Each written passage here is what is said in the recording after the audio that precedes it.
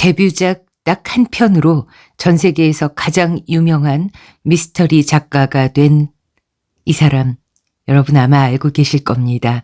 시드니 셀던. 네. 소개해드릴 작품은요, 그의 데뷔작인 The Naked Face라는 작품인데요. 우리나라에서는 잠자는 천사라는 제목으로 발간이 됐습니다. 1988년도에 번역이 돼서 나왔는데요. 이 작품 한 편으로 그는 세계적인 작가가 되었고요. 그 후로도 나오는 작품마다 전 세계에서 번역돼서 출판이 되면서 정말 많은 사랑을 받았습니다. 어떻게 첫 작품을 이렇게 잘 쓸 수 있었을까? 그것도 책 제일 앞에 이 책을 단 사흘 만에 썼다고 나와 있거든요. 장편 소설을 사흘 만에? 알고 보니 시드니 셀던의 전직은 헐리우드의 시나리오 작가였습니다. 그래서 이 영화에서의 기법을 소설로 옮겨오고 보니 전 세계 소설의 패러다임을 바꾸는 지경에 이르렀던 것이죠. 네, 긴 말 뒤로 하고요. 명불허전 시드니 셀던의 데뷔작 잠자는 천사 낭독해 드리겠습니다.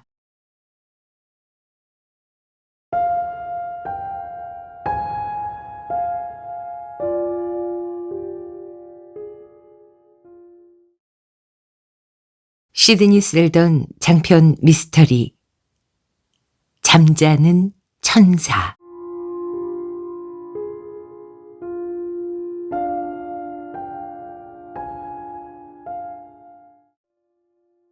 일장 노란 레인코트의 겨울. 오전 11시 10분 전 눈이 내리기 시작하자 하늘은 온통 하얀 눈꽃송이로 가득 차버렸다. 부드러운 눈송이는 이미 얼어붙어 있는 맨하탄 거리를 회색의 진창으로 만들었고, 차가운 12월의 바람은 크리스마스를 며칠 앞두고 일찍부터 쇼핑 나온 사람들의 발걸음을 따뜻함과 포근함이 선물처럼 있는 그들의 집으로 서둘러 귀가시켜주고 있었다.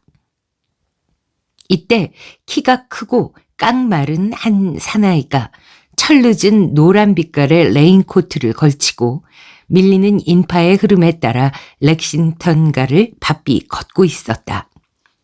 그의 발걸음이 약간 성급한 듯 싶었지만 다른 사람들이 추위를 피해 서두르는 것과는 어딘가 조금 달랐다. 똑바른 자세로 앞쪽을 보며 걷는 그는 맞은편에서 부딪혀오는 사람들에겐 전혀 관심이 없는 듯 보였다. 다만 그는 지옥 같은 지난날의 생활로부터 해방됐다는 반가운 소식을 아내 메리에게로 달려가 전하고 싶은 성급한 마음에 들떠 있었다. 그의 시야를 뽀얗게 가리우며 쌓이는 저 눈의 깊이만큼이나 어둡고 암울했던 과거를 묻어버리고 이제부터 그의 앞날에는 밝고 건강한 미래만이 기다리고 있을 것처럼 느껴졌기 때문이다. 이 행복한 소식을 아내 메리가 들으면 얼마나 기뻐할까. 그의 마음은 작은 행복감으로 들떠 있었다. 이윽고 59번가에 다다랐을 때 신호등 불빛이 빨간색으로 바뀌었다. 그는 행인들 틈에 끼어 다시 신호가 푸른빛으로 바뀌기를 기다렸다. 바로 옆 보도에는 산타클로스 모습을 한 구세군이 커다란 자선 남비를 걸어놓고 찬송가를 소리 높여 부르며 서 있었다. 그는 주머니에서 동전 한 잎을 꺼내 자선 냄비에 던져 넣었다. 바로 그때 어떤 사람이 그의 등을 가볍게 툭 치자 갑자기 예리한 충격이 온몸을 휩쌌다. 어떤 술주정꾼이 성탄이라도 축하한다는 몸짓을 해온 거였을까? 아니면 브루스 보이드일까? 브루스. 그는 자신이 얼마나 힘이 센지를 모르고 늘 그에게 약간의 고통을 주는 장난으로 그를 괴롭혀왔던 친구였다. 하지만 그는 브루스를 1년 이상이나 만나지 못했다. 그는 누가 자기를 친 건지 찾아보려고 머리를 돌렸지만 이상하게도 몸을 가눌 수 없을 만큼 무릎에 힘이 빠지면서 두 다리가 휘청거려 왔다. 그는 자신의 몸이 흰 눈에 얼어붙듯 젖어있는 보도 위로 천천히 쓰러지는 그 장면을 마치 옆에서 지켜보는 것 같은 깊은 환상에 빠졌다. 그와 동시에 등으로부터 묵직하게 전해오는 격렬한 아픔을 느꼈고 그것이 점차 온몸으로 퍼지는 고통을 의식할 수 있었다. 숨쉬기가 매우 힘들었다. 대체 무슨 일이 일어난 걸까? 그는 차가운 보도 위에 엎어진 채 수없이 많은 행인들의 발걸음과 신발들이 그의 옆을 지나가는 걸 그저 힘겹게 바라볼 뿐이었다. 뺨이 얼어붙은 보도에 닿자 멀어져 가는 듯한 의식과 함께 감각이 점점 무뎌져 갔다. 그는 일어나야만 했다. 빨리 집으로 달려가 아내에게 전할 기쁜 소식이 있었단 말이다. 그는 도와달라는 말을 하려고 입을 열었지만 빨간 핏줄기가 하얗게 쌓인 보도 위에 눈을 물들이면서 번져갔을 뿐이었다. 격렬한 고통이 겨울바람처럼 밀려왔지만 그래도 아내에게 전할 소식을 생각하자 가슴이 다시 뛰기 시작했다. 그는 아내 메리에게 이제는 자신이 악몽에서 영원히 해방됐다는 사실을 꼭 말해주고 싶었다. 하지만 희미한 의식 속에 하늘이 너무 하얗게 보여서 두 눈을 감아버렸다. 한방눈이 진눈깨비로 변했지만 그는 아무것도 느낄 수가 없었다. 노란 레인코트와 죽음이 핏빛으로 물들어 갔다. 2장 인형의 욕망. 캐롤 로버츠는 부속실 문이 여닫히며 사람들이 들어오는 임기척을 들었다. 항상 그랬듯이 그녀는 고개를 들지 않고서도 그들이 어떤 부류의 사람들인지 직감으로 알 수 있었다. 두 사람이었다. 한 사람은 40대 중반에 키가 크고 아주 건장한 사람이었으며 약간 큰 머리에 파란 눈이 깊숙이 빛나고 꽉 담은 입술은 어떤 위압감마저 주었다. 그와 함께 온 다른 사람은 매력이 있을 정도로 젊고 부드러운 갈색 눈을 갖고 있어서 아주 온화한 인상이었다. 두 사람의 외모는 서로 달랐지만 캐롤에게는 마치 그들이 쌍둥이처럼 느껴졌다. 그들이 그녀의 책상 곁으로 다가왔을 때 그녀는 자기의 겨드랑이 밑으로 땀방울이 흐르는 것 같은 두려움에 떨었다. 순간 그녀의 마음은 알 수 없는 쫓김에 당황했다. 무슨 일일까? 체크 때문일까? 글쎄, 체크는 반년 동안 아무 말썽을 안 부렸는데. 그녀의 남자친구 체크는 그녀에게 구혼을 한 후부터는 깽단에서 손을 떼겠다고 약속했었다. 가만, 그럼 세미 때문일까? 지금 세미는 공군에 입대해서 해외에 나가 있는데 혹시 동생한테 무슨 일이 일어났다는 걸까? 하지만 그렇다고 해서 날 찾아올 리는 없잖아. 아니야. 지금 저 사람들은 날 잡으러 온 게 분명해. 내가 핸드백 속에 대마초를 넣고 다닌다고 누가 불어버린 건가? 근데 그런 일로 왜 두 사람씩 같이 왔지? 캐롤은 이제 할렘의 거리를 배회하는 창녀가 아니었다. 그녀는 미국에서도 이름난 정신분석 전문의의 개인 비서가 돼 있었다.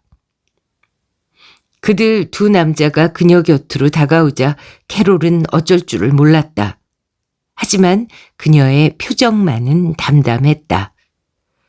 수사관들의 눈에는 그녀가 재단이 잘 된 베이지색 양장을 맵시 입게 입고 있는 한 젊은 흑인 여자로 보일 뿐이었다. 그녀는 어떤 감정도 담지 않고 건조한 말투로 물었다. 뭘 도와드릴까요? 나이 많은 수사관 앤드류 맥그리비는 그녀의 겨드랑이에 땀이 번지는 것을 놓치지 않았다. 그는 직감적으로 뭔가를 느꼈고 나중에 그 사실을 확인해 보리라고 생각했다.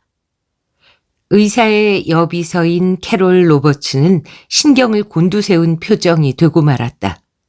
맥그리비는 신분증을 꺼냈다. 18번 파출소의 맥그리비오. 이쪽은 함께 근무하는 안젤리고. 우린 강력반에서 나왔소. 강력반? 캐롤은 흠칫 놀랐다.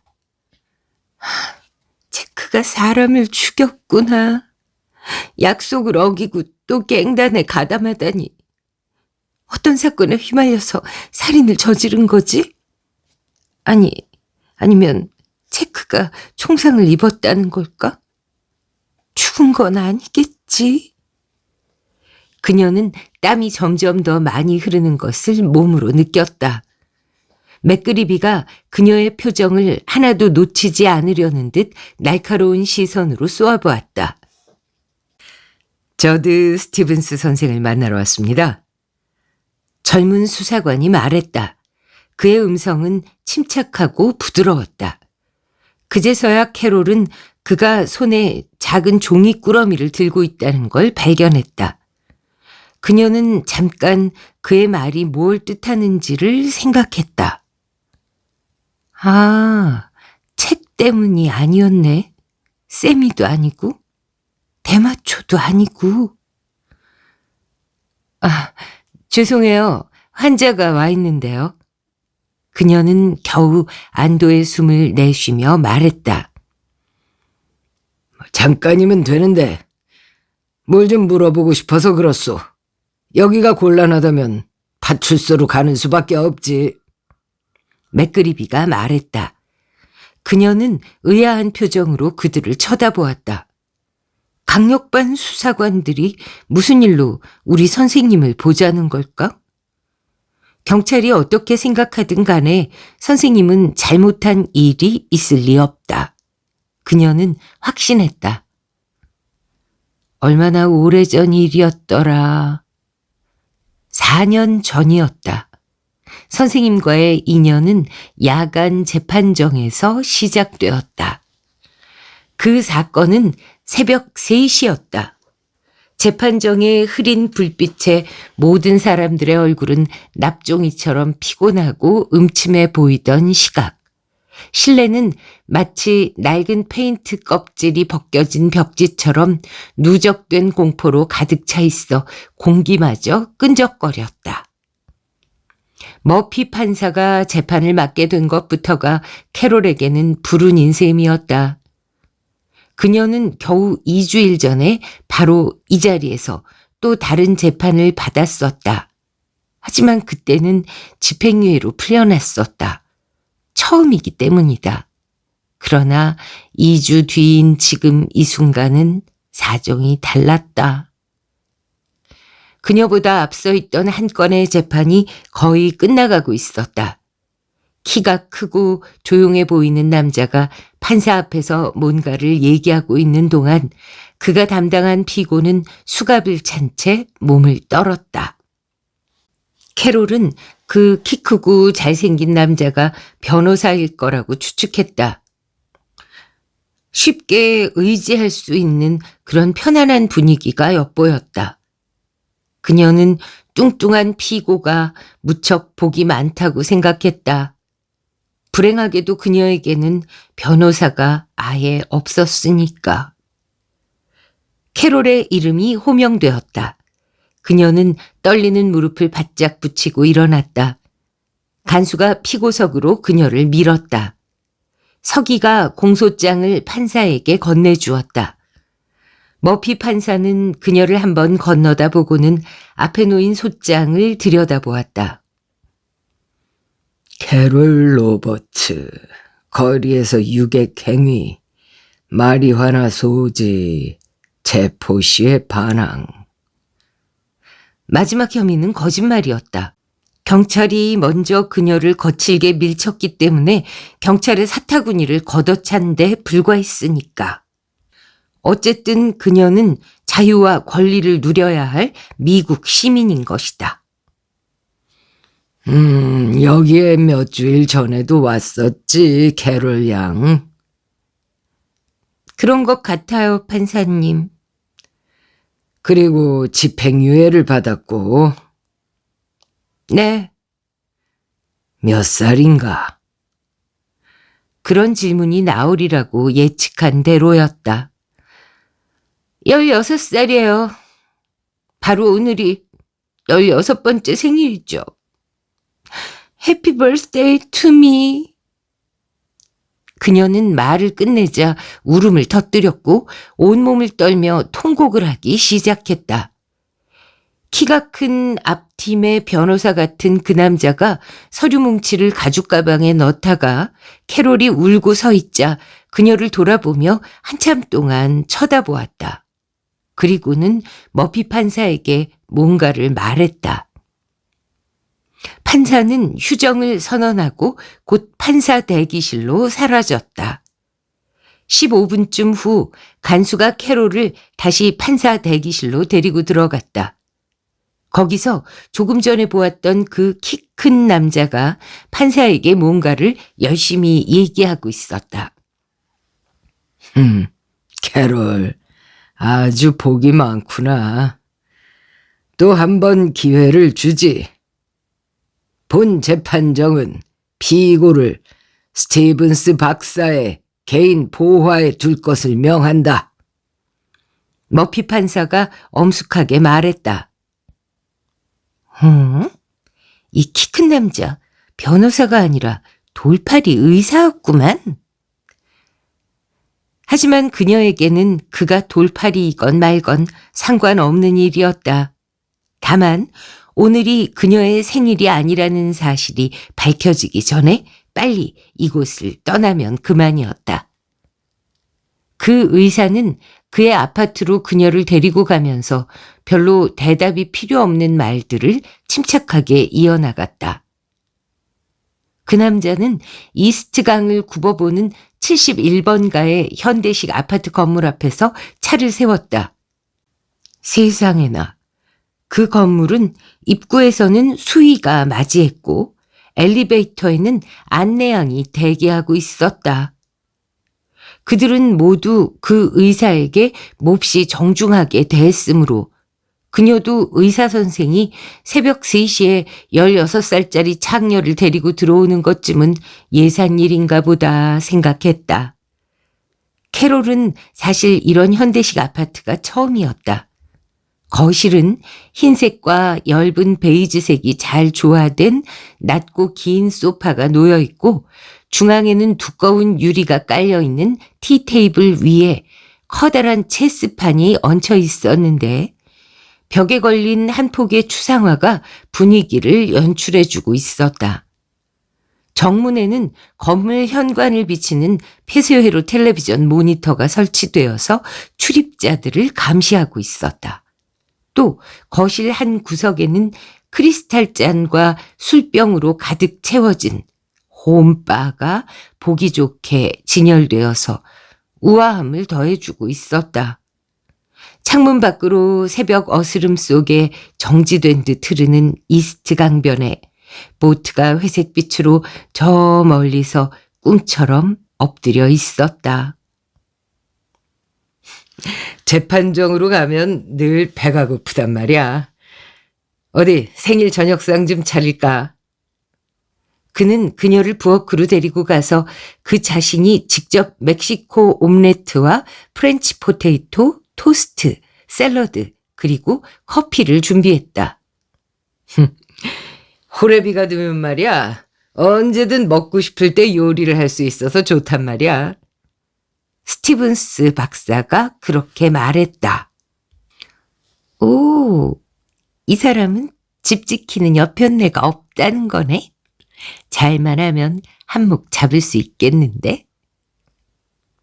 캐롤이 음식을 허겁지겁 먹고 나자 그는 그녀를 손님용 침실로 데리고 갔다. 침실은 온통 푸른 빛으로 장식되어 있었고 한쪽에 푸른 체크무늬 시트의 더블 침대의 머리편에는 노쇠로 장식한 고급 스페인풍의 옷장이 맵시 있게 달려 있었다. 여기서 밤을 지내도 좋아. 잠옷을 찾아주지. 캐롤은 화려하게 장식된 방을 둘러보며 혼자 중얼거렸다. 오, 캐롤, 넌 잭팟을 찍었어. 이 사람 법정에서 늘 흑인 창녀를 끌어들이는 모양이야. 그녀는 옷을 벗고 샤워를 30분간이나 한 후 싱싱하고 김이 피어오르는 몸에 타월을 두르고 욕실을 나왔다. 침대 위에는 의사의 것으로 보이는 잠옷이 한 벌 놓여 있었다. 그녀는 그걸 보고 미소를 짓고 손도 대지 않은 채 타월을 벗어버리고 알몸으로 거실로 나갔다. 의사는 거실에도 없었다. 그녀가 서재로 통하는 문을 들여다보니 의사는 오래된 램프가 놓여있는 커다란 책상 앞에 앉아 있었는데 방안이 온통 책으로 가득 채워져 있었다. 그녀는 살금살금 그 의사의 뒤로 다가가서 목에다 입을 맞추면서 낮은 음성으로 속삭였다. 자, 이제 슬슬 시작해 볼까요? 견딜 수가 없어요. 그녀는 그에게 더욱 몸을 밀착시켰다. 뭘 망설여요? 빨리 시작하지 않으면 마음이 변할지도 몰라요. 그는 짙은 갈색 눈을 들어 조용히 그녀를 한참 동안이나 올려다보았다. 이봐, 이미 말썽은 충분히 부렸을 텐데, 응? 흑인으로 태어난 건 어쩔 수 없는 숙명이야. 하지만 고작 16살짜리가 마약에 손을 대고 몸을 판다고? 그건 자기 선택이지. 그녀는 그를 멍하니 쳐다보고는 자기가 뭔가를 잘못 말한 게 있나 순간적으로 되짚어 보았다. 지금 그는 자기가 무슨 성자라도 된 것처럼 설교를 하고 그녀를 갱생시키려고 하는 것일까? 그녀는 더욱 그에게 몸을 맡기면서 한 손으로는 그의 다리 사이에 손을 집어넣으면서 다시 속삭였다. 아, 이봐요. 어서 날 사랑해줘요. 그러자 그는 가볍게 몸을 떼며 그녀를 의자에 눌러 앉혔다. 그녀는 어리둥절했다. 어떻게 해줘야 좋아요? 됐어. 이제 그만 자는 게 좋겠다. 그럼 우리 그냥 얘기만 해요. 그럴까? 그날 밤 그들은 밤새도록 이야기를 나누었다. 캐롤이 지금까지의 삶을 통틀어 경험한 가장 이상스러운 하룻밤이었다. 스티븐스 박사는 화제를 바꾸어가며 그녀를 실험했다. 그는 그녀에게 월남전과 나토 연합군 그리고 대학의 시위 문제 등에 관해서도 질문을 했다. 또 그녀가 전혀 들어보지 못한 사건들에 대해서도 얘기를 들려주기도 했다. 그는 마치 그녀가 모든 세상사를 잘 알고 있는 사람인 것처럼 대해주었다.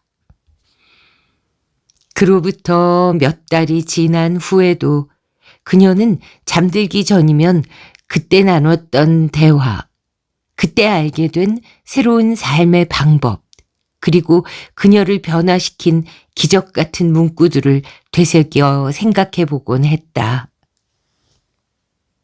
하지만 그렇다고 해서 특별히 무슨 마법 같은 말이 있었던 건 아니다.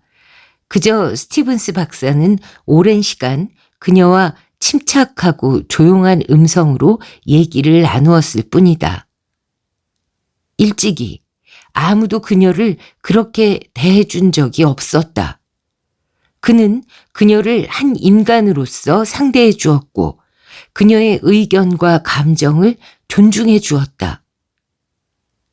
그날 밤 그녀는 갑자기 자신이 알몸이었다는 사실을 깨닫고는 침실로 달려가 그의 잠옷을 걸쳤다.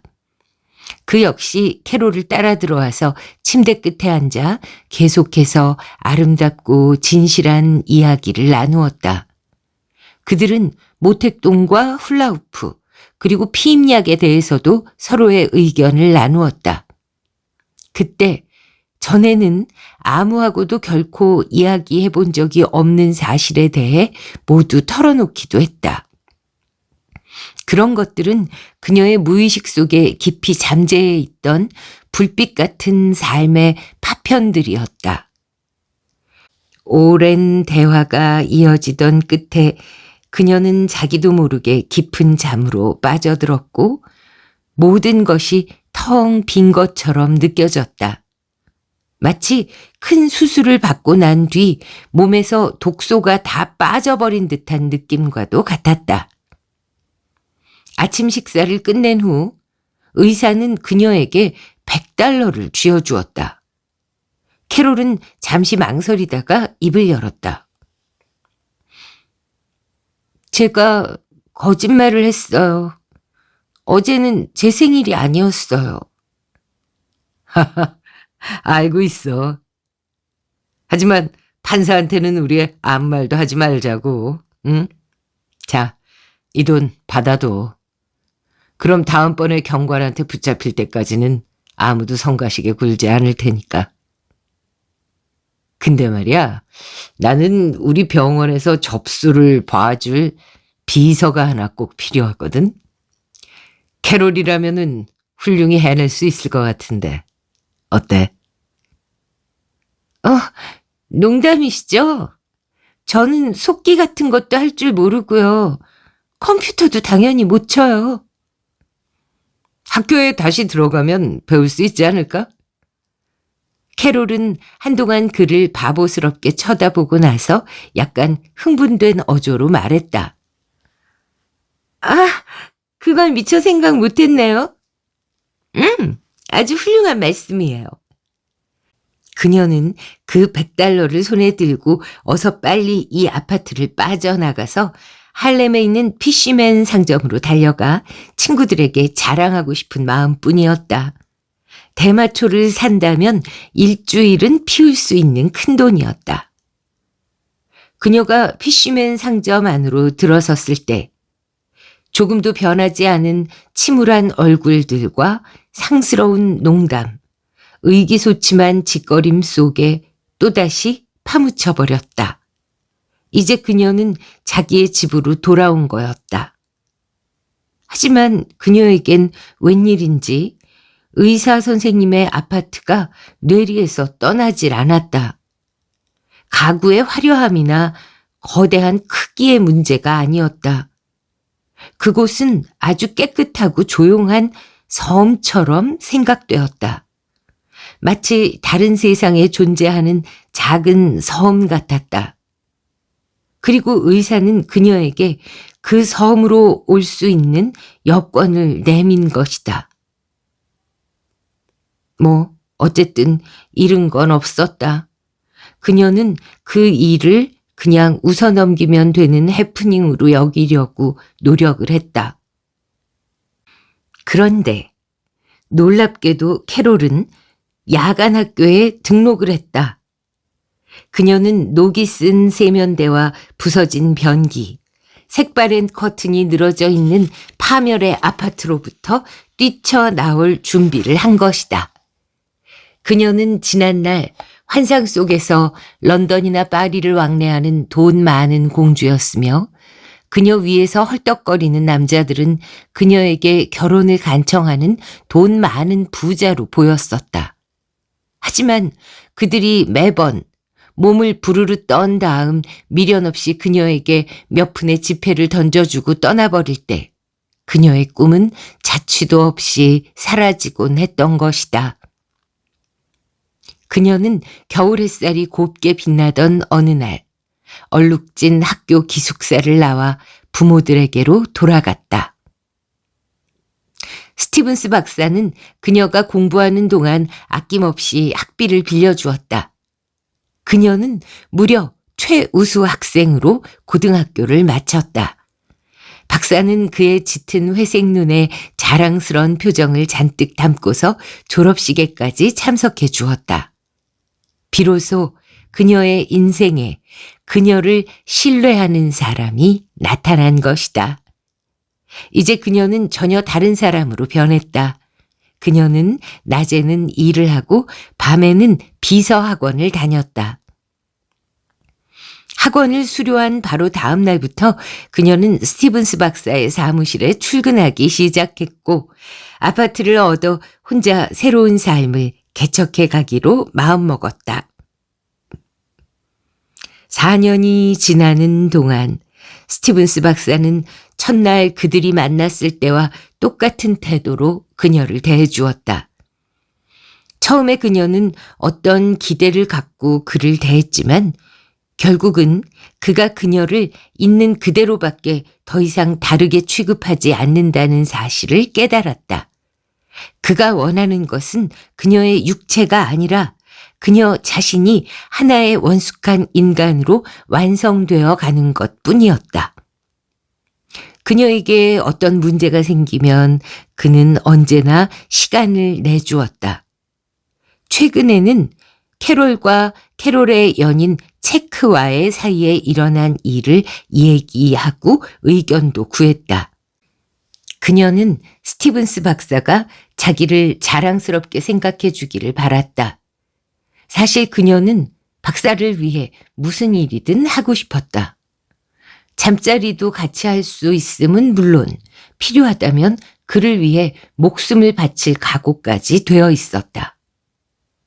그런데 지금 강력반에서 나온 2명의 수사관이 그를 만나러 왔다고 얘기한 것이다.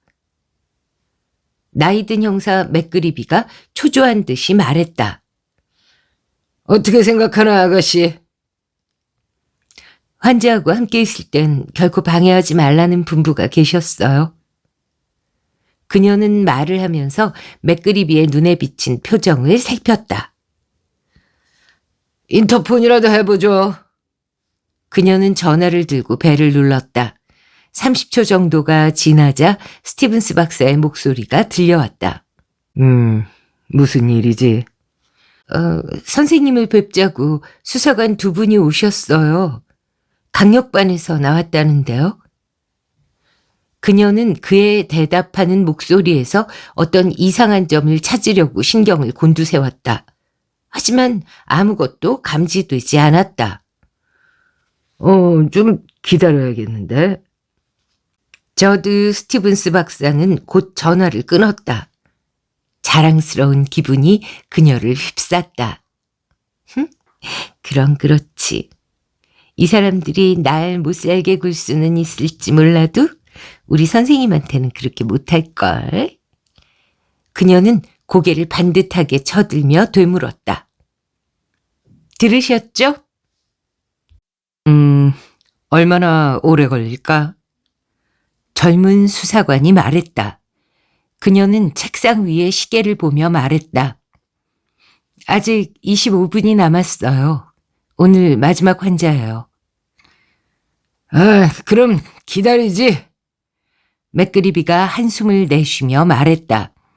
그들은 의자에 앉았고 맥그리비는 계속 그녀를 응시했다. 낯이 많이 익은데, 아가씨. 하지만 그녀는 속지 않았다. 이 사람이 낚싯밥을 던지는 거라고 재빨리 알아챘기 때문이다. 누구나 다 비슷하게 보일 때가 있죠. 정확하게 25분 후 복도로 연결되는 문이 열리는 소리가 들리는가 싶더니 저드 스티븐스 박사가 나타났다. 맥그리비 경사입니다. 이쪽은 프랭크 안젤리고. 저드와 안젤리는 악수를 했다. 자, 들어오시죠. 그들이 의사의 사무실로 들어가자 곧 문이 닫혔다. 캐롤은 그들의 뒷모습을 보며 잠시 생각에 빠졌다. 키가 큰 수사관 맥그리비는 스티븐스 박사에게 적대감을 갖고 있음이 분명해 보였다. 물론 그의 직업의식 탓인지도 모르지만 어쨌든 캐롤에게는 분명한 일이 한 가지 남아 있었다. 그녀는 땀에 젖은 자기의 옷을 세탁소에 보내야만 했다. 저드 박사의 사무실은 마치 프랑스의 한 조용한 농가 거실처럼 꾸며져 있었다. 사무용 책상 대신 편안한 의자들과 낮은 테이블이 여러 개 놓여 있고 청동재 골동품 램프 몇 개가 여기저기 알맞게 자리 잡고 한쪽에는 곧장 복도로 통하는 문이 달려 있었으며 마룻바닥에는 값비싼 융단이 깨끗하게 깔려 있었다. 맥그리비는 벽에 수료증이나 자격증이 걸려 있지 않은 것을 발견했다. 하지만 그는 여기 오기 전에 이미 자세하게 알아보았다. 이 박사는 본인이 원하기만 한다면 벽 전체를 자격증이나 수료증 또는 그 비슷한 것으로 가득 채울 수 있을 만큼 많은 학위와 자격증을 갖고 있다는 사실을 이미 파악해 두었던 것이다. 정신과 의사 사무실에는 처음입니다. 안젤리가 몹시 인상 깊다는 표정으로 말했다. 아, 그런가요? 무슨 차이가 있습니까? 1시간에 $50 차이죠. 내 동료는 별로 견문이 넓지 못해서요. 맥그리비가 그렇게 말했다. 동료? 저드는 그 단어에 어떤 생각이 떠올랐다. 그랬다. 그 당시 맥그리비가 동료라고 부른 그 사람은 총격전으로 죽었으며 본인은 부상을 입고 있었다. 4년인가 5년 전 주류 판매소에서 일어난 총기 사건이었다. 아모스 지프린이라는 자가 범인으로 체포되었다. 지프린의 변호사는 그가 정신 이상자이기 때문에 무죄라고 주장했다. 그때 저드는 전문가로서 지프린을 진단해 주도록 요청받았고 저드는 지프린이 국부 마비로 인해 거의 절망적으로 정신 이상이 된 상태가 맞다고 판정했었다. 이런 저드의 증언에 의해 지프린은 사형을 면하고 정신병원으로 보내졌던 그 사건이 떠올랐다. 아, 기억나네요. 지프린 사건이었죠? 그때 당신은 총알을 3발이나 맞았고 당신 동료는 죽었어요. 내가 누군지 기억이 난 거요? 나도 당신을 잘 알고 있어. 당신이 그 살인자를 놓아주었잖아요. 맥그리비가 볼멘 소리로 말했다. 근데 오늘은 무슨 일로 이렇게 오셨습니까? 협조를 좀 얻어야겠습니다, 선생. 맥그리비는 말을 마치자 안젤리에게 고개를 끄덕였다. 그러자 안젤리는 기다렸다는 듯이 그때까지 들고 있던 종이꾸러미를 풀었다. 이걸 본 적이 있습니까? 안젤리가 종이꾸러미에서 꺼낸 것은 노란색 레인코트였다. 응? 내 것처럼 보이는데요. 저드는 조금 놀란 표정으로 말했다. 당신 거 맞죠? 속에 이름이 새겨져 있더라고요. 이걸 어디서 발견했습니까? 어디서 발견했을 것 같소? 두 수사관은 아주 냉담해졌다. 저드는 잠깐 맥그리비를 쳐다보고는 낮은 테이블에서 파이프 담배를 한 개 꺼내 피우기 시작했다. 도대체 무슨 일인지 모르겠습니다. 이 레인코트에 관한 일입니다. 스티븐스 박사. 당신 거라면 어떻게 해서 다른 사람이 입고 있었는지에 대해서 말해줄 수 없겠습니까? 그건 뭐 그렇게 신기한 일은 아닙니다. 아침에 나올 때 진눈깨비가 내렸었죠. 내 겨울 코트가 세탁소에 가 있기 때문에 이 노란 레인코트를 대신 입고 나왔죠. 이건 낚시용이에요. 근데 오늘 아침에 환자 한 사람이 외투도 입지를 않고 그냥 왔어요. 눈이 점점 심하게 내리길래 이걸 빌려주었습니다. 아니, 무슨 일이 일어났습니까? 무슨 일이냐고? 내 환자 존 헨슨한테 말입니다. 헨슨 씨가 죽었기 때문에 그분이 직접 이걸 들고 오지는 못했습니다. 안젤리가 끼어들었다. 순간 저드는 그 어떤 충격이 온몸을 휩싸는 공포감을 느꼈다. 죽었다고요? 어떤 사람이 아주 예리한 나이프로 등을 찔렀소. 저드는 믿을 수 없다는 표정으로 맥그리비를 건너다 보았다. 그가 안젤리에게서 코트를 받아 펴 보이자 예리하게 찢겨진 자국과 함께 불그레한 얼룩이 눈에 띄었다. 그 어떤 역겨움이 저드를 감쌌다. 누가 존을 죽였나요? 나는 선생님께서 말해줄 수 있을 것 같은데요. 피해자를 담당한 사람이 더 잘 알 게 아니오?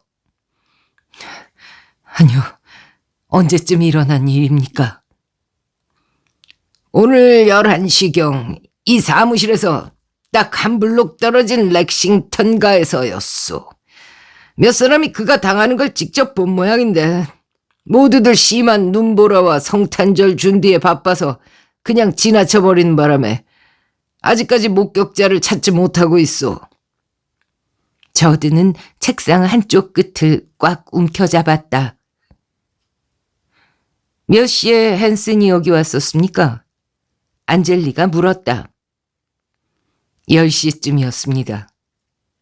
얼마나 오랫동안 같이 있었나요? 한 50분 동안. 끝나자 곧바로 나갔나요? 그렇습니다. 다른 환자가 뒤에 기다리고 있었으니까. 저 흑인 비서가 있는 부속실을 통해 나갔나요? 아니요. 환자들이 들어올 때는 부속실을 통해서 들어오지만 나갈 때는 저 문을 통해서 나갑니다. 저드는 복도로 통한 문을 가리켰다. 그래야 환자들끼리 만나지 못하게 되니까요. 아, 그러니까 헨스는 여길 나가자마자 곧 살해가 된 거로군. 그 남자는 여길 왜 찾아다녔습니까? 저드 스티븐스는 망설였다. 미안합니다. 의사는 환자와의 관계에 대해서 자세히 밝힐 수가 없습니다. 얼마나 오랫동안 여길 다녔습니까? 이번엔 안젤리가 물었다. 전형적인 경찰 신문의 수법이었다. 아마 3년쯤 됐을 겁니다.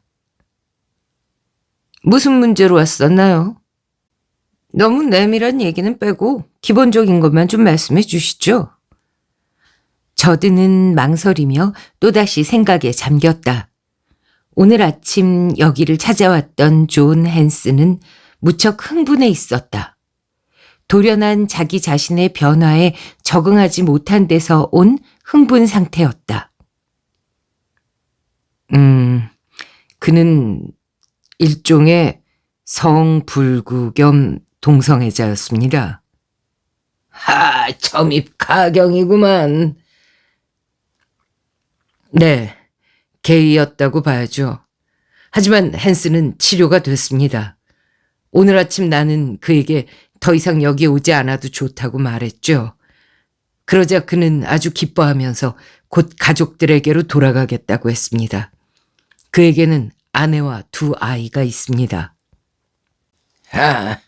호모 새끼한테 가족이라고? 맥그리비가 비웃듯이 말했다. 가끔 있는 일이죠.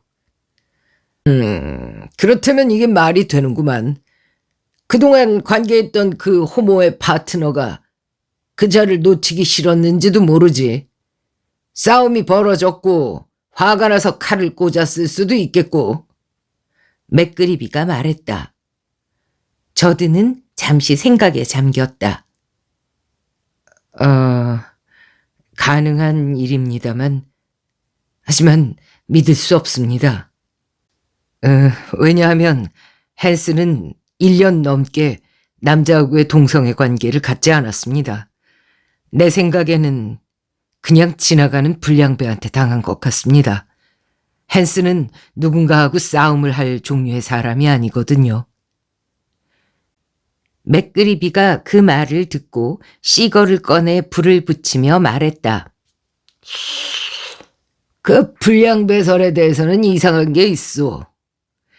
그 사람 지갑에 $100도 더 되는 돈이 들어있었는데 그대로 있었다 이 말이지.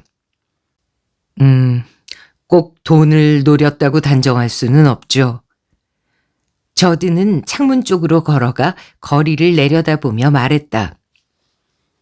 저기 저 아래 지나다니는 사람들 보이죠? 저 사람들 20명 중에 한 사람은 정신병원 신세를 지고 있습니다. 물론 겉으로 봐서는 잘 나타나지 않는 증세들이죠. 확실한 증거가 있더라도 10명 정도는 진단이 불가능한 경우도 있고요. 맥그리비는 저드 스티븐슨의 말에 흥미를 보였다. 인간 본성에 대해서 깊은 이해심을 가지셨구만요, 박사님. 인간에게 본성이라는 건 없습니다. 또 동물적 본능이라는 것도 없다고 생각합니다. 토끼하고 호랑이, 아니면 다람쥐하고 코끼리를 비교해 보십시오. 얼마 동안이나 정신분석이로 일했습니까? 맥그리비가 물었다. 한 12년 정도 됐습니다. 왜 그러시죠? 아주 미남이십니다.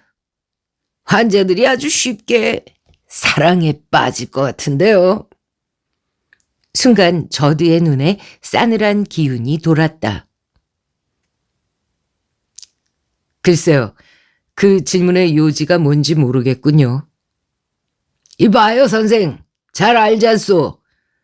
여자 환자가 여길 와서 의사가 근사하게 생긴 걸 발견했다고 가정해 보십시다.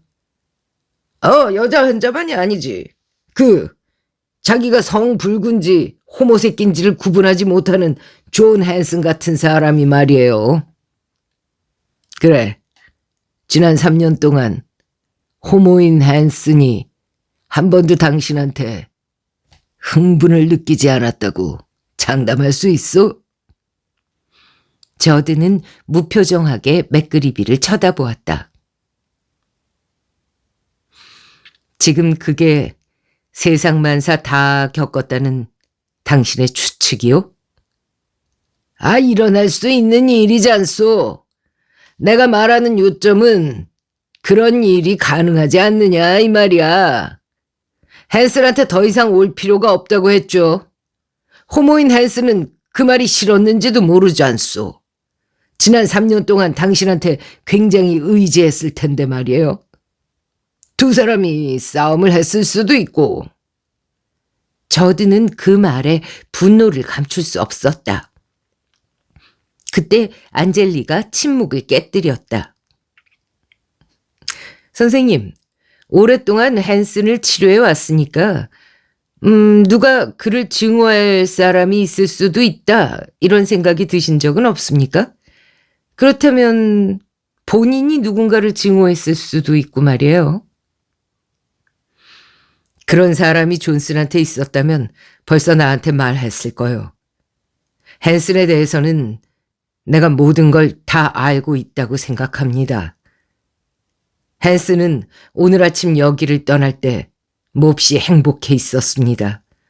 그는 아무도 미워하지 않았고 또 내가 알기로 그를 증오할 만한 사람도 주변에 없었습니다. 아주 칭찬이 대단하시구만요. 그럼 존 헨슨에 대한 인적사항을 기록한 카드를 좀 주시겠습니까? 그건 안 됩니다. 법원 영장을 갖고 오겠소. 그렇게 하십시오. 참고가 될 만한 건 없겠지만요. 아니, 그렇다면 우리한테 못 내줄 이유도 없지 않습니까? 안젤리가 말했다. 헨슨의 아내와 아이들 때문이요. 당신들이 잘못 짚은 것 같소. 아마 전혀 엉뚱한 데서 범인이 나타날 겁니다. 난 그럴 것 같지 않은데. 안젤리는 아무 말 없이 레인코트를 다시 싼 다음 끈으로 묶었다.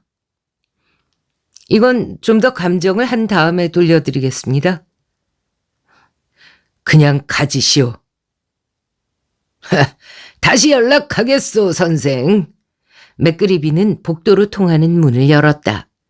안젤리는 저들을 보고 고개를 한번 끄덕인 후 맥그리비를 따라 나갔다.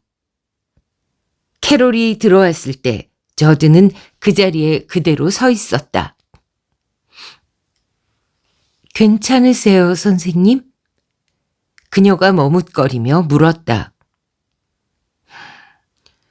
존 헨슨이 살해당했대. 네? 살해됐다고요? 칼에 찔렸다는구만. 어머나, 어떻게 그런 일이... 누가 그랬대요? 경찰에서도 아직 전혀 모르고 있어. 끔찍해라. 그녀는 저드의 눈에 고통이 서리는 것을 보았다. 제가 도울 일이 없을까요, 선생님? 이제 그만 사무실을 닫지, 캐롤 양. 헨슨 부인을 내가 만나러 가야겠네. 내가 직접 소식을 전해주는 게 좋을 것 같아. 네, 여긴 걱정 마세요, 선생님. 고마워. 저드는 사무실을 나섰다. 30분 후 캐롤이 서류들을 정리하고 그녀의 책상을 잠그고 있을 때 복도의 문이 열렸다. 6시가 조금 지난 시각이었고 빌딩의 정문은 이미 닫힌 후였다. 캐롤이 올려다보자 그 사람은 캐롤에게로 다가서며 야릇한 웃음을 띄었다.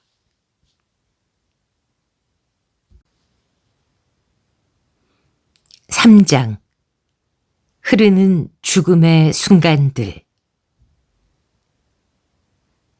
존 헨슨의 아내 메리는 자그마하고 예쁘게 생긴 인형 같은 여인이었다. 겉으로는 남부 여인 특유의 부드러움과 여성다움이 엿보였지만 그 내면에는 강직한 성격을 지닌 듯 싶었다. 저드는 헨슨을 치료하기 시작한 일주일 후에 처음 그녀를 만났었다. 그때 그녀는 남편의 치료에 대해 매우 신경질적으로 저항했다. 왜 그렇게 남편의 치료에 반대하십니까? 친구들한테 어떻게 그런 미친 사람하고 결혼했다고 말할 수 있겠어요? 자기가 하고 싶은 건 뭐든 할 수 있잖아요. 그녀는 아주 완강하게 말했다. 저드는 그녀에게 이혼을 하게 되면 헨슨을 영원히 파괴하는 결과가 된다고 설명했다. 파괴될 건 아무것도 없어요. 그 사람이 그런 줄 알았더라면 결혼하지도 않았을 테니까요. 그는 남자가 아니라 여자예요. 메리는 고함을 질렀다. 모든 남자들에게는 여성적인 면이 있습니다. 역시 여자들에게도 남성적인 면이 있다는 사실을 아셔야 하고요. 당신 남편의 경우도 극복해야 할 정신적인 어려움이 있는 겁니다. 헨슨은 지금 그걸 해결하려고 자기 자신과의 투쟁을 벌이고 있는 중입니다. 내 생각에는 당신하고 아이들이 그에게 도움을 줄 수 있으리라고 믿고 있는데요. 그는 그때 3시간이 넘게 그녀를 설득해야만 했다. 결국 그녀는 이혼을 보류했고 점차 헨슨의 치료에 관심을 갖고 많은 도움을 주었다. 저드는 원래 결혼한 부부를 동시에 치료하지 않는 것을 원칙으로 했지만 메리의 요청에 따라 그녀도 치료하기 시작했다. 그녀가 자기 자신을 이해해서 아내로서 도울 부분은 없는지를 함께 찾아가기 시작하면서 헨슨의 치료는 급속히 진전되었다. 그러나 이제 저드는 그녀의 남편이 무참하게 살해됐다는 사실을 말해야 했다. 그녀는 저드를 바라보고는 그의 말을 믿지 못하겠으며 무슨 농담을 하고 있는 건가 의아해했다. 하지만 결국 저드의 말뜻을 알아듣고는 마치 상처 입은 동물처럼 고함을 질러댔다. 하필이면 그때 6살짜리 쌍둥이들이 들어왔고 그러자 집안은 곧 수라장이 돼버렸다. 저드는 겨우 아이들을 진정시켜 이웃집에 맡기고 메리 헨슨에게는 안정제를 먹인 다음 단골 의사를 불러주었다. 저드 스티븐스는 돌아오는 길에 깊은 생각에 잠겨 목적 없이 차를 몰았다.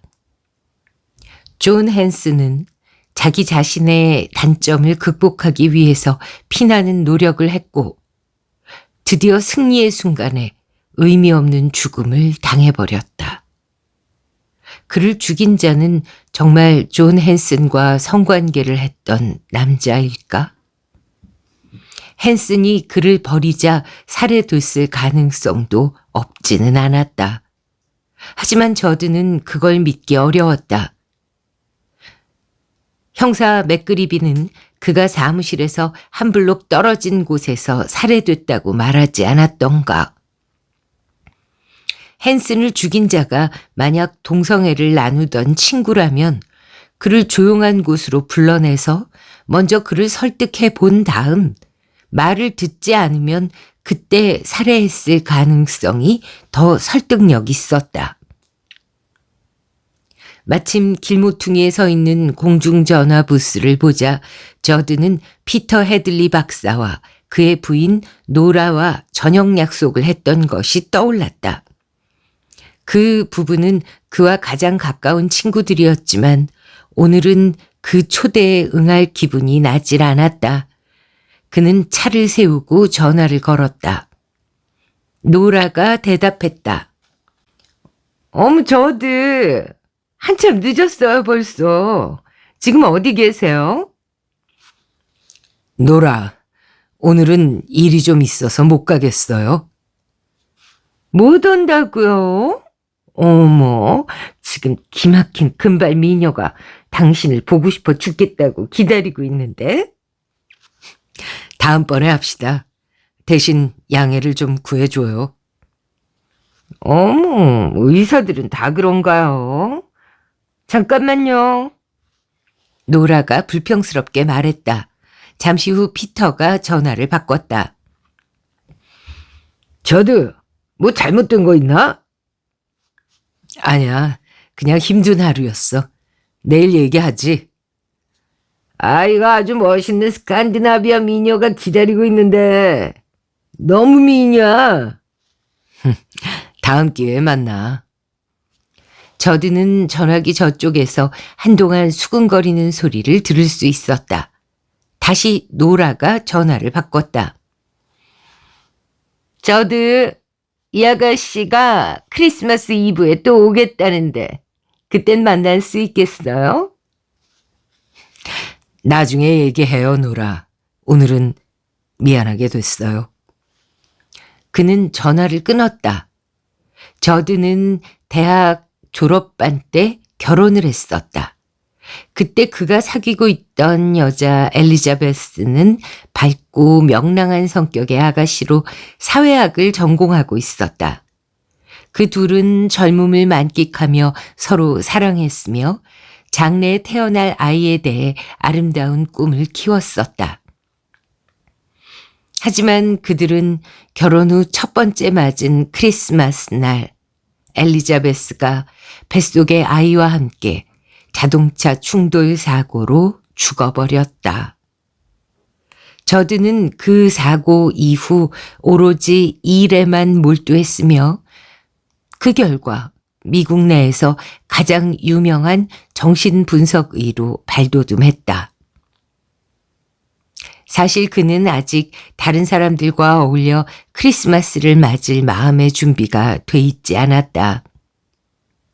그런 자신의 생각이 옳지 않다고 생각했지만 해마다 이때가 되면 불행한 크리스마스의 아픈 기억이 그를 괴롭혔다. 그리고 그렇게 아픔 속에서 혼자 조용히 지내는 것이 죽은 엘리자베스와 아기에게 속죄하는 길이라고도 여겼다. 그는 전화부스의 문을 밀고 나오려고 했다. 밖에는 어떤 여자가 전화를 걸려고 줄을 서 있었다. 젊고 예뻤으며 몸에 꼭 맞는 스웨터와 짧은 스커트를 입고 겉에는 밝은 빛깔의 코트를 걸친 차림으로 서 있었다. 그는 그곳을 나오며 미안하다고 사과했다. 그러자 그녀는 따뜻한 미소를 지었다. 사실 그는 어디서나 여자들에게 인기가 많았다. 여자 환자들이 그에게 사랑을 느끼는 일은 그러나 그에게는 득보다는 실이 더 많았다. 가끔 큰 골칫거리로 커지기도 했으니까. 그는 고개를 숙여 친밀감을 보이고는 그녀를 그냥 지나쳤다. 여자는 그가 차에 올라 떠나는 모습을 빗속에 서서 그림처럼 지켜보고 있었다. 저드는 비교적 한적한 강변 도로를 따라 한동안 달렸다. 1시간 반 뒤 그는 코네티컷 광장에 와 있었다. 뉴욕은 눈이 내려서 질척거리고 지저분했지만 코네티컷은 아주 평화로운 은세계로 변해 아름다웠다. 그는 일부러 주위의 경치에 더 신경을 쓰려고 노력했다. 존 헨슨의 생각이 떠오를 때면 그는 다른 일을 생각하려고 애썼다. 저드는 어둠에 잠긴 코네티컷 교회를 목적 없이 한동안 돌아다니다가 감정이 조금 가라앉자 집으로 다시 차를 돌렸다. 늘 그를 반갑게 맞이하던 붉은 피부의 작업부 마이크가 뭔가 생각에 잠겼는지 무뚝뚝하게 그를 대했다. 집안에 일이 있나? 보통 때 같으면 마이크와 저드는 그의 아들과 결혼한 딸에 대해 소소한 잡담을 나누었으리라. 하지만 오늘 저녁은 그도 저드도 그럴 기분이 아닌 것 같았다. 그는 마이크에게 차를 차고에 넣어달라고 부탁했다. 알겠습니다, 박사님. 마이크는 뭔가를 더 얘기하려다 그만둬버리는 눈치였다. 저드는 현관으로 들어섰다. 이번에는 관리인 벤카츠가 복도를 걸어가다가 저드를 보자 어색한 손짓을 해보이고는 곧장 자신의 아파트로 서둘러 들어가 버렸다. 오늘 저녁은 다들 왜 그러지? 아니면 내가 신경이 날카로워져서 그러는 건가? 저드는 엘리베이터로 들어섰다. 엘리베이터 안내양 에디가 고개를 가볍게 끄덕이며 어색하게 인사를 건넸다. 안녕하세요, 스티븐스 박사님. 오늘 뭔가 좀 잘못된 게 있나, 에디? 저드가 물었다. 에디는 얼른 그를 외면하고는 대답도 하지 않았다. 여기에 환자가 또 하나 있구만. 저드는 속으로 그렇게 생각했다. 이 건물 안에 있던 사람들이 모두 갑자기 이상한 사람으로 변한 것 같았다. 에디가 문을 열어주자 저드는 엘리베이터를 나왔다. 그가 자기의 아파트로 걸어가려 할 때 문이 닫히는 소리가 나지를 않아 뒤를 돌아보았더니 에디가 엘리베이터 안에서 그대로 자신을 바라보고 서 있다가 얼른 엘리베이터 문을 닫아버렸다. 저드는 뭐지 하는 마음으로 자신의 아파트로 가서 문을 열었다. 방 안의 전등이 모두 켜져 있었다. 사람들이 있었고 형사 맥그리비가 거실 서랍을 뒤지는 참이었다. 안젤리는 침실에서 걸어 나오고 있었고 저드는 온몸에 분노가 확 번지는 걸 느꼈다. 당신들 뭘 하고 있는 거요? 기다리고 있었어, 스티븐스 선생. 맥그리비가 말했다. 저드는 열린 서랍을 꽝 소리 나게 닫아버렸다. 맥그리비가 얼른 손을 뒤로 뺐다. 어떻게 여길 들어왔소? 수색영장을 갖고 왔습니다. 안젤리가 말했다. 저드는 믿기 어렵다는 표정으로 그를 건너다 보았다. 수색영장? 내 아파트를 말이오? 질문에 답할 필요는 없어. 당신이 말하는 내용이 당신한테 불리하게 작용할 수 있으니까 당신은 변호사를 구하는 게 좋을 거요. 묵비권을 행사해도 좋고. 변호사는 필요 없소. 오늘 아침 그 코트를 존 헨슨에게 빌려준 뒤로 당신들이 그걸 다시 갖고 올 때까지 전혀 보지 못했다고 말하지 않았습니까? 나는 그를 죽일 이유가 없고 또 하루 종일 환자들하고 같이 있었소. 캐롤 로버츠, 우리 비서가 그 사실을 증언해 줄 거요. 그러자 맥그리비와 안젤리가 서로 묵묵히 시선을 교환했다. 오늘 오후 늦게 사무실에서 나간 후 어디로 갔었습니까? 안젤리가 물었다. 존 헨슨 부인을 만나러 갔었소. 그건 알고 있습니다. 그 후에는요? 그냥 차를 몰고 여기저기 다녔소. 어디로? 맥그리비가 물었다. 코네티컷에 갔었소. 저녁은 어디서 먹었소? 배가 고프지 않아서 안 먹었소. 그럼 아무도 당신을 보지 못했겠구만. 그럴 거요. 차에 기름을 넣기 위해서 어디선가 멈췄을 수도 있었을 텐데요. 아니요. 근데 내가 오늘 저녁에 어디에 있었던지가 당신들한테 왜 그렇게 중요하오? 헨슨이 죽은 건 오늘 아침 아니오. 오늘 오후 사무실을 나간 후에 다시 들르지 않았다 이 말입니까? 물론이오. 왜 그러는 겁니까? 침입자가 있었소. 네? 누가요? 아직 누군지 모르고 같이 가서 보는 게 어떻겠소? 뭔가 없어진 게 있을지도 모르니까. 물론 가구 말고요. 그런데 누가 신고를 했습니까? 야간 경비원이 신고를 했습니다. 뭐 귀중한 게 사무실에 있진 않았나요? 현금이나 약품 같은 거 말입니다. 현금은 약간 있지만 훔쳐갈 만한 물건은 전혀 없습니다. 이해할 수가 없는데요. 우리 병원을 왜... 그건 우리도 마찬가지요. 자, 같이 갑시다. 맥그리비가 방 안을 나서며 말했다. 엘리베이터 안에서 에디는 저드에게 미안하다는 표정을 지었다.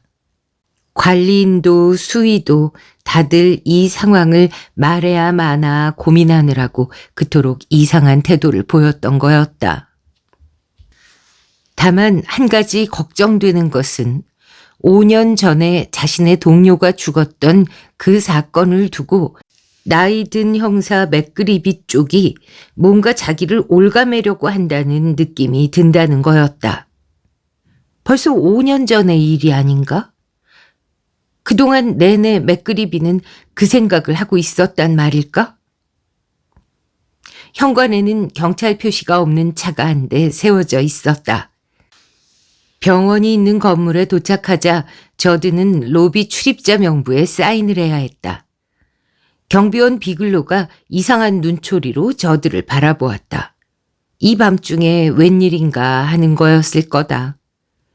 그들은 엘리베이터를 타고 15층에 있는 저드의 사무실로 갔다.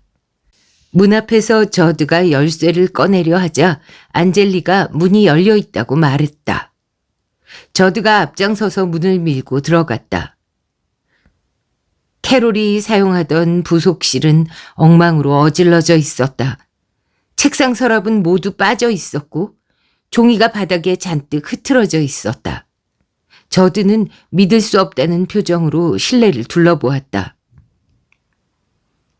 그자들이 뭘 찾으려 했는지 짐작 가는 게 없소. 맥그리비가 쏘아보며 물었다. 전혀 모르겠는데요. 그는 자기의 사무실 문을 열었다. 맥그리비가 뒤따라 들어오더니 문을 닫았다. 실내에는 낮은 책상 2개가 뒤엎어져 있고 램프는 깨어진 채 뒹굴고 있었다. 카페트 위에는 핏자국이 검게 얼룩져 있었고 방 한쪽 구석에 아주 이상한 자세로 비서 캐롤 로버츠의 시체가 놓여 있었다. 알몸인 채였다. 그녀의 2 손은 피아노 줄로 뒤로 묶여 있었고 얼굴과 젖가슴 그리고 다리 사이에는 강한 초산이 뿌려져서 볼상사나웠다. 오른쪽 손가락은 모두 부러졌고 얼굴은 얻어맞아서 퉁퉁 부었으며 입에는 뭉친 손수건으로 재갈이 물려져 있었다. 2명의 수사관들은 캐롤의 시체를 쳐다보는 저드의 모습을 주의 깊게 살펴보았다. 이거 아주 창백하시군요. 좀 앉으시죠. 안젤리가 말했다. 저드는 고개를 흔들고는 숨을 몇 번 깊이 들이마셨다. 그의 목소리는 분노로 떨렸다. 도대체 누가 이런 짓을 했소? 그걸 당신이 우리한테 말해줘야겠소, 스티븐스 선생. 저드는 맥그리비를 올려다보았다. 누가 캐롤에게 이런 짓을 할 수 있단 말이오. 캐롤은 누군가를 해친 적이 없다고. 자, 이제부터는 좀 다른 종류의 고백을 하실 차례인데요. 맥그리비가 위협하듯 말했다. 자, 환자 존 헨슨도 해치려고 한 사람이 아무도 없는데 그의 등에 칼이 꽂혔고 캐롤 역시 해치려고 한 사람이 없는데 그녀의 몸에 온통 초산을 뿌리고 고문까지 해서 죽였소. 그런데 당신은 거기 멀쩡하게 버티고 서서 겨우 그런 말밖에 못한단 말이오. 도대체 당신은 귀도 눈도 없는 벙어리요. 캐롤은 4년 동안이나 당신을 위해 일해왔지 않소. 당신은 게다가 정신분석 의사 아니오. 그런데도 그녀가 이런 꼴을 당할 만한 사생활에 대해서 전혀 모르고 있었다는 게 말이 된다고 생각하오. 물론 그녀의 사생활에 관심이 있었소. 하지만 그녀에게는 곧 결혼할 남자친구가 있었다고. 체크 말이오. 그를 직접 본 적이 있소. 아니요. 하지만 그 친구가 이런 짓을 할 리는 없소. 진실한 젊은이고 또 캐롤을 몹시 사랑하고 있소. 캐롤이 살아있는 걸 마지막 본 게 언제쯤인가요? 안젤리가 물었다. 조금 전에 말하지 않았소. 헨슨 부인을 만나러 떠날 때였다고. 사무실을 정리하라고 일러두고 내가 먼저 사무실을 나왔소. 이제 저드의 목소리는 떨렸고 가쁜 숨을 몰아쉬었다. 오늘은 더 환자가 없었나요? 없었소. 미친 사람 짓이라고 보십니까? 안젤리가 말했다. 그럴지도 모르오. 하지만 미친 사람이라고 하더라도 동기는 있게 마련 아니겠소. 나도 그걸 생각하고 있었소.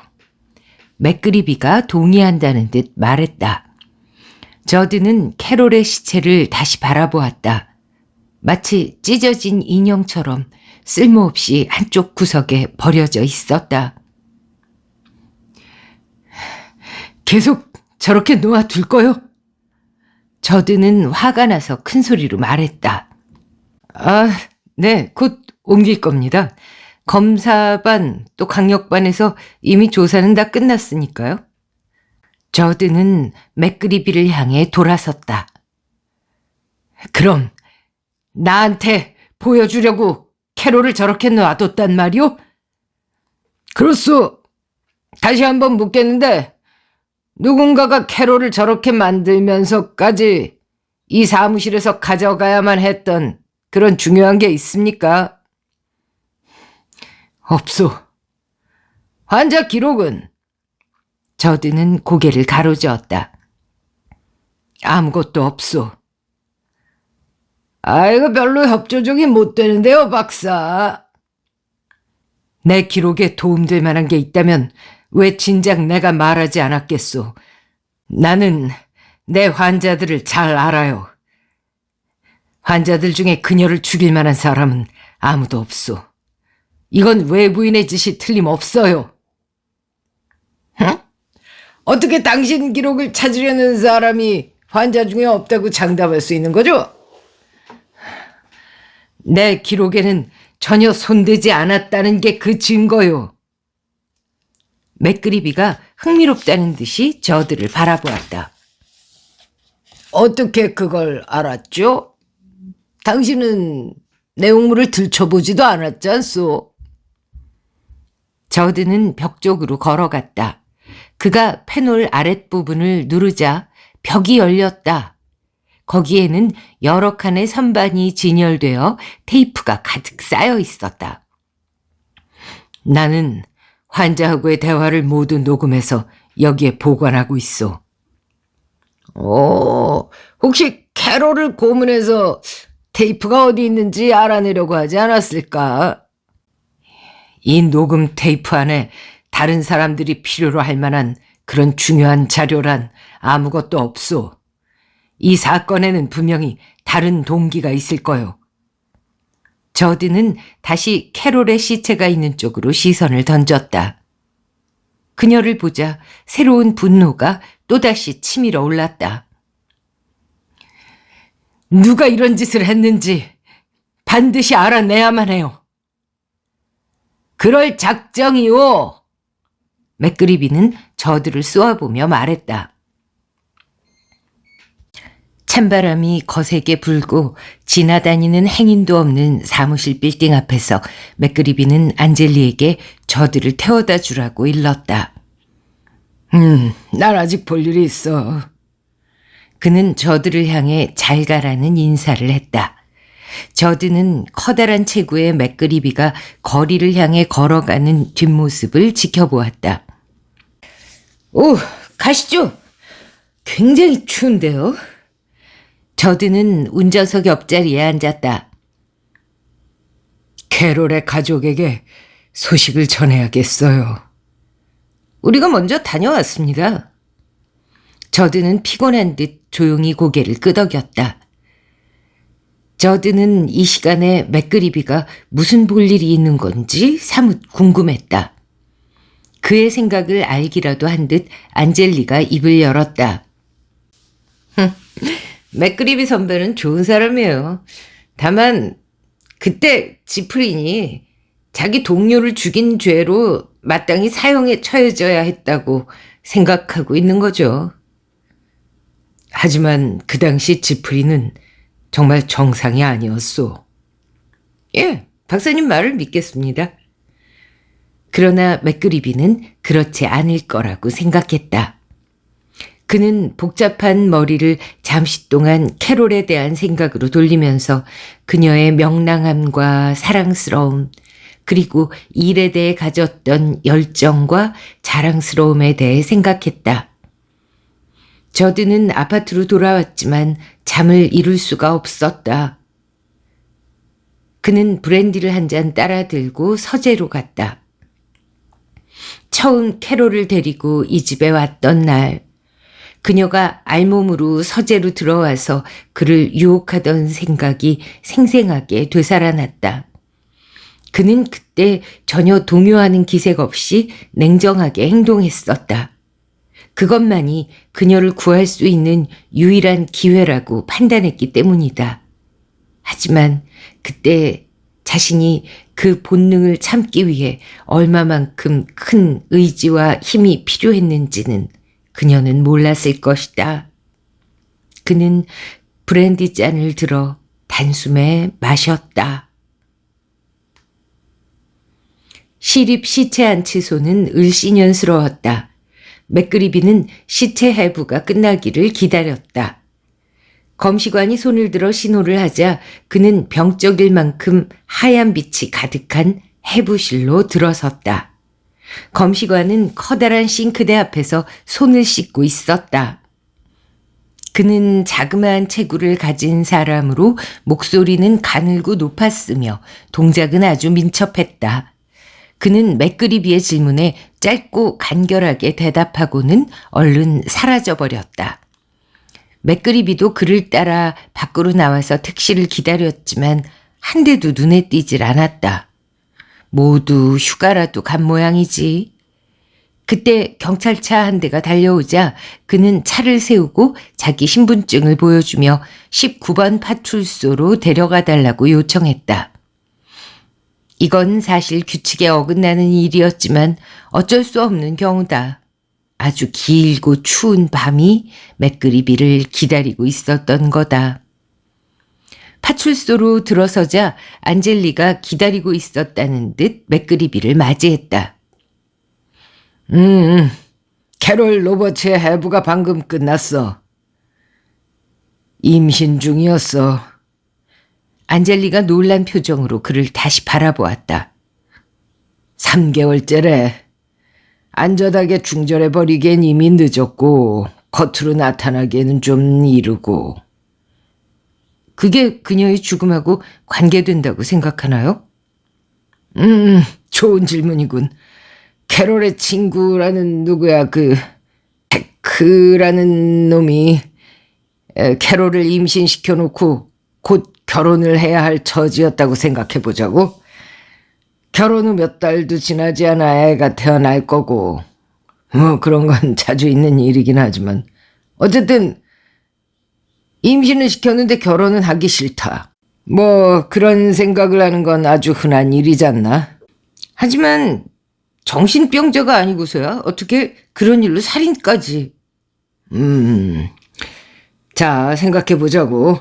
캐롤이 남자한테 가서 소식을 전하고 낙태하지 않고 애를 낳겠다고 한 거야. 결혼하자는 조건으로 말이야. 근데 이놈이 이미 결혼해버려서 결혼할 수 없는 처지라면, 아니면 백인이거나 또 달리 추정해보면 아주 명성이 자자한 백인 의사라면, 그래서 이 일이 달로 나면 모든 게 끝장이다. 어떤 환자가 흑인 비서를 임신시켜서 결혼하려는 정신과 의사를 찾겠나? 하지만 만약 스티븐스라면 말이에요. 의사니까 의심을 사지 않게 죽일 수 있는 방법이 따로 많이 있었을 텐데요. 그럴지도 모르지. 하지만 그렇지 않을 수도 있겠지. 오히려 독약이나 흉기는 출처가 밝혀주기 쉽고. 자, 어떤 미친놈이 사무실에 침입해서 의사의 여비서를 죽였다. 그리고 슬픔에 젖은 고용주인 의사가 경찰한테 범인을 잡아달라고 요구한다. 그럼 오히려 의혹이 그 의사를 비껴가지 않겠나? 전 좀 비약이 심한 것 같은데요. 아직 얘기 안 끝났어. 존 헨슨의 경우를 보자고. 전혀 생소한 정신병자에 의해서 하루에 2번씩이나 우연한 살인사건이 일어난다는 게 이상하지 않은가? 그래서 캐롤과 헨슨의 죽음 사이에 어떤 함수관계가 있을까를 생각해 보았다고. 근데 그게 전혀 우연이 아니란 말이야. 자, 이렇게 상상해 보면 어떨까? 캐롤이 의사의 사무실에 직접 들어가서 임신 사실을 말했다고 해보잔 말이야. 그러니까 둘 사이에 싸움이 벌어졌겠지? 캐롤은 협박을 했고 뭐 결혼을 하든지 돈을 달라고 말이야. 그때 밖에 있던 부속실의 존 헨슨이 기다리다 모든 걸 다 들었다고 가정을 해보세. 헨슨이 그걸 폭로하겠다고 했다면, 아니면 그걸로 자기하고 동성애 관계라도 갖자고 협박을 했다면? 에이, 너무 나가시는 것 같은데요. 하지만 딱 들어맞지 않나. 헨슨이 떠나자마자 의사가 사무실을 빠져나와서 그를 거리에서 다른 사람에 의해 살해된 것처럼 위장한 다음, 뭐 묻지마 살인처럼 말이야. 그런 다음 곧장 사무실로 돌아와서 캐롤까지 처치해버린다. 그리고 마치 정신병자가 한 짓처럼 꾸민 다음에 헨슨 부인한테로 달려간다. 그런 다음에는 코네티컷으로 드라이브를 하고, 뭐 그럼 그의 문제는 깨끗이 해결되잖아. 자기 알리바이를 자기가 만든 척하는 거지. 그런 다음에는 저음잔을 빼고 앉아있고 자네나 나는 이렇게 범인을 찾아서 허둥대고 말이야. 헤헤, 별로 설득력이 없는데요. 확실한 증거도 없이 죄를 꾸미고 있는 것 같은 느낌이에요. 뭐를 확실한 증거라고 할 수 있는데, 우리한텐 이미 시체 2구가 있다고. 그 중에 하나는 그의 환자로 사무실 근처에서 살해됐고, 그는 게이이기 때문에 그의 치료를 받고 있지 않았나. 아니야, 뭐 성불구라고 했던가. 아무튼 그런데 그 테이프를 들어보자니까 거절을 했어. 왜? 도대체 저드 스티븐스는 누굴 두둔하려는 거지? 난 그한테 단지 누가 사무실을 부수고 뭘 찾으려고 했던 거냐고 물어봤지 않는가. 근데 그는 이상한 건 아무것도 없다고, 그 테이프는 아무 도움도 못 준다고 주장하지 않나. 사무실에는 약도 없고 돈도 없고. 나는 저드 스티븐스가 범인이란 생각이 강하게 들어. 에헤, 제 생각에는 선배가 그를 올가넣으려고 하는 느낌이 더 강한데요.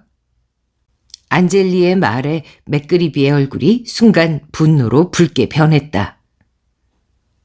그 친구가 제일 용의점이 많으니까 그렇지. 그래서 그를 체포할 건가요? 아직은 좀 더 두고 봐야지. 내가 그놈 소지품을 죄다 뒤져서라도 꼭 증거를 찾아내고 말겠어. 그런 다음에 올가 넣어야지. 맥그리비는 몸을 돌려 다시 어둠과 추위가 기다리고 있는 밖으로 달려나갔다. 안젤리는 깊은 생각에 빠지면서 널찍한 맥그리비의 잔등을 바라보았다. 만약 자기가 그냥 놔두면 맥그리비는 스티븐스 박사를 잡아 쳐넣을 것이 틀림없었다. 그런 일이 벌어지기 전에 미리 막아야 한다고 생각했다. 안젤리는 날이 밝으면 베르텔리 서장에게 모든 사건의 전말을 보고해야겠다고 마음먹었다.